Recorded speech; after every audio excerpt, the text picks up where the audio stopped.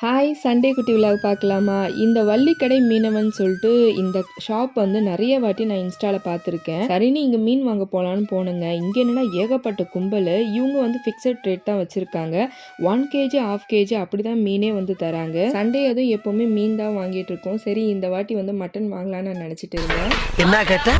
இங்க இருக்க மீன்லாம் பார்த்தீங்கன்னா நல்லா ஃப்ரெஷ்ஷா நல்லா தாங்க இருக்கு. பட் நமக்கு தான் செட் ஆகல. ஏன்னா பேரம் பேசுற அந்த கடையில நம்ம வந்து மீன் வாங்கினா அவங்க ஒரு ரேட் வந்து ஃபிக்ஸ் பண்ணியிருப்பாங்க. அதில் கூட குறைவு இருந்துச்சுன்னா நமக்கு ஒரு எக்ஸ்ட்ரா கூட மீன் ஒன்று போட்டு கொடுப்பாங்க. அதுவுமே நல்லா இருக்கும். ஸோ எனக்கு என்னமோ பேரம் பேசி வாங்குறது பெட்டராகவே எனக்கு தோணுச்சு. 3 நாளாக பாண்டிச்சேரியில் பார்த்தீங்கன்னா இந்த ஹெலிகாப்டர் ஜாய் ரைட் வந்து போட்டிருந்தாங்க. இன்னைக்கு தான் கடைசி நாள் போல. சரின்ட்டு கிளம்பி போய் பார்க்கலான்னு நாங்கள் போயிருந்தோம். டைமிங் முடிஞ்சதால ஹெலிகாப்டர் மூஞ்சியே வந்து மூடிட்டாங்க.